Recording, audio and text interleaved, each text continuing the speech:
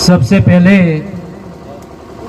महामानव संविधान निर्माता डॉक्टर बाबा साहब अम्बेडकर जी के शरणों में नमन करते हुए आज 132वें जन्मोत्सव पर बहुत भव्य आयोजन किया गया। मंच पर विराजमान तमाम सम्मानित अतिथिगण और पांडाल में विराजमान बहुजन समाज के सम्मानीय और आदरणीय तमाम सम्मानित नागरिकगण, आज 132वें जन्मोत्सव पर तमाम लोगों ने समय निकालकर इस कार्यक्रम को सफल बनाने का जो प्रयास किया है, दिल की गहराइयों से मैं तमाम बुद्धिजीवी वर्ग का गहराइयों से धन्यवाद देना चाहूँगा। बहुत सारे वक्ताओं ने बहुत सारी अपने अपने तरीके से बहुत अच्छी बातें रखी। हर साल की भांति हम इस साल भी 14 अप्रैल बड़े जोश और होश के साथ मनाते आए और आज भी मनाया। फिर प्रोग्राम, आज मैं ज़्यादा विचारधारा पर बात नहीं करूंगा क्योंकि हमारी विचारधारा सिर्फ वरदाराम जी ब्लॉक अध्यक्ष कांग्रेस पार्टी के तमाम, आपका भी इस मंच पर स्वागत और अभिनंदन। आज हम सीधे मुद्दे पर बात करना चाहेंगे। सीधे मुद्दे पे, सिर्फ भीड़ इकट्ठा करना हमारा उद्देश्य नहीं है या फिर बाबा साहब की बातें करो जोर जोर से।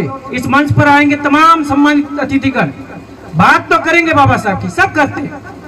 आज इस मंच पर ऐसा कोई व्यक्ति नहीं है जो बाबा साहब की बात नहीं करेगा, लेकिन जैसे ही आज का दिन समापन, प्रोग्राम खत्म, हम भूल जाते सारी बातें। बहुत सारी समस्याएं, पीड़ा दिल में रहती है हमें इस समाज के लिए, अनुसूचित जाति जनजाति के लिए, लेकिन बोलने के लिए एक भी व्यक्ति आगे नहीं आता। किस लिए? हम सिर्फ भीड़ इकट्ठा करने का काम करते हैं या तालियां बजाने का काम करते हैं। मैं आप तमाम लोगों से निवेदन करना चाहूंगा, हम भीड़ इकट्ठा करना चाहते हैं या तालियां बजाना चाहते हैं? बताइए। सबकी बोलती बंद हो जाती है जब बात हक और अधिकारों की आती है।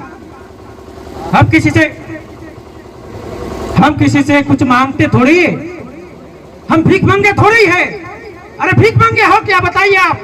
मैं आप लोगों से पूछना चाहता हूं, कभी वो कहता है हमने वो दे दिया, कभी वो कहता है हमने वो दे दिया।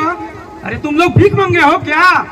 बताइए आप लोग सिर्फ प्रोग्रामों में जाइए, भीड़ इकट्ठा करिए, तालियां बजाइए, और जब शोषण होता है, दमन होता है, आपके अधिकारों के साथ कुठाराघात होता है, बोलने के लिए कोई आगे नहीं आता है। किस लिए? मैं आप तमाम लोगों से सवाल पूछना चाहता हूं, किस लिए नहीं बोलते हो? बताइए। अधिकार हमारे पास बहुत सारे हैं, सब लोग अधिकारों की बात करेंगे, लेकिन सामने भी तो आना चाहिए। धरातल पर बात क्यों नहीं करते हो? पीड़ा होती है इस समाज की। हम कहीं चले जाते हैं तो कहते हैं कि ये तो फला फला आदमी उस आदमी के साथ है।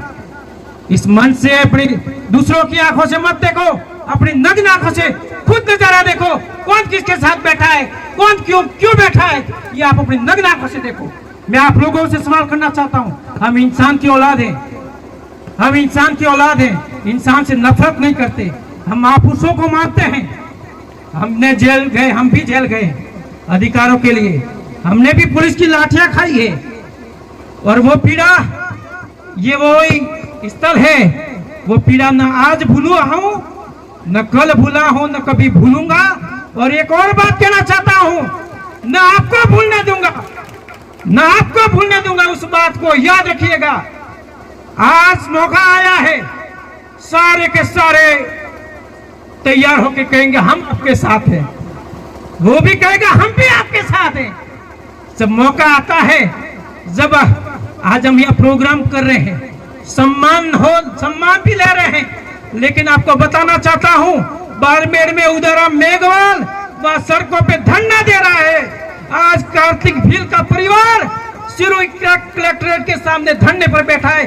4 महीने हो गए हैं। हम किनसे न्याय की गुहार करें, किनसे न्याय की गुहार करें?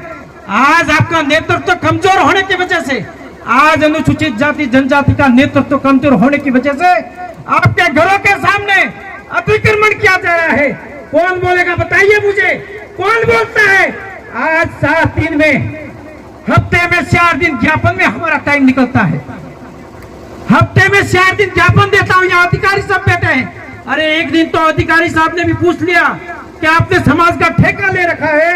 तो आज इस मंच से मैं कहना चाहता हूँ तमाम लोगों को, हाँ इस समाज का ठेका ले रखा है। अगर अत्याचार होगा, शोषण होगा, दमन होगा तो भरत मेघवाल सबसे पहली पंक्ति में खड़ा दिखेगा। मुझे कोई मौत से डर नहीं लगता है, क्योंकि आप लोगों के आशीर्वाद से एक बार तो बच गया और अब जिंदगी में कोई फर्क नहीं पड़ता है। कल किसने देखा है? मौत की कोई गारंटी नहीं है, किसी को नहीं है। जो आदमी पैदा हुआ है वो मरेगा, आज नहीं तो कल मौत निश्चित है। लेकिन घबराने से बच्चा है कि लड़कर मरो, अधिकारों के लिए लड़के मरो। आप किस लिए डरते हो? क्यों डरते हो? अपने हक अधिकारों की बात करने के लिए क्यों डरते हो? आज इकट्ठा तो हो गए। 4 साल से कहां गए थे सब लोग? जो एक बुजुर्ग 60 साल का 75 साल का बुजुर्ग अधिकारियों के सामने गिड़गिड़ाता है, रोता है, चिल्लाता है कि हमारे घर के सामने अतिक्रमण मत करो, मत करो। लेकिन क्या होता है बताइए, क्या होता है? आपको आश्वासन दिया जाता है हटा देंगे। क्यों भाई, क्यों भाई? मजाक समझ रखा है। मैं आप लोगों से कहना चाहता हूं मैं पसंद नहीं हूं। हो सकता है मैं पसंद नहीं हूं क्योंकि मैं थोड़ा अलग टाइप का आदमी हूं। इस मंच के माध्यम से कहता हूं मैं थोड़ा हटके काम करने का तरीका जानता हूं। और ये भरत मेघवाल आंखों में आंखें डालकर बात करना जानता है। कोई किसी को गलत कहता नहीं, और गलत जब समाज के साथ होता है तो डंके की चोट पे आंखों में आंखें डाल के बात करना जानता हूं, क्योंकि मैं भी एक वकील हूं। आप घबराने की जरूरत नहीं है। मर जाऊंगा, मिट जाऊंगा, लेकिन हक अधिकार की बात आएगी तो पीछे नहीं रहूंगा। मैं तमाम उन लोगों से कहना चाहता हूं, हम अनुसूचित जाति जनजाति के इतने सारे लोग हैं, 60-70 हजार कम नहीं है, कम नहीं है, कम नहीं है। तो फिर क्यों अनुसूचित जाति जनजाति के लोगों को नजरअंदाज किया जाता है? क्यों कोई नहीं सुनता है? क्यों कोई नहीं सुनता? मैं आप लोगों से पूछना चाहता हूँ आज कर्मचारियों की क्या हालत है? 4 साल से मैंने बारीकी से देखा है, बारीकी से देखा है कर्मचारियों की क्या हालत है। आपकी कोई नहीं सुनता, क्यों भाई? अरे मैं कहूँ किसी के साथ रहो, अरे उसके साथ रहो, उसके साथ, ये सब एक है। अगर नहीं यकीन आता है तो अपनी नग्न आंखें खोलो और ये नजारा देखो कि ये एक है। क्यों नहीं देख पाती हो आप? बताइए मुझे। आप एक बात याद रखिएगा, हम बाबा साहब के औलाद हैं, हम बिरसा मुंडा को मानते हैं, हम ज्योतिबा फूले को मानते हैं, हम साहू जी महाराज को मानते हैं, हम छत्रपति शिवाजी महाराज को मानते हैं। हमें बदले की भावना नहीं है। अगर बदले की भावना होती तो ये तमाम लोग इस मंच पर नहीं दिखते, या सिर्फ अनुसूचित जाति जनजाति के लोग दिखते। अरे हम तो बाबा साहब की औलादे हैं, बदले की नहीं, बदलाव की भावना चाहते हैं, बदलाव लाना चाहते हैं। अरे इंसान की औलादे एक इंसान से कब तक नफरत करेंगे?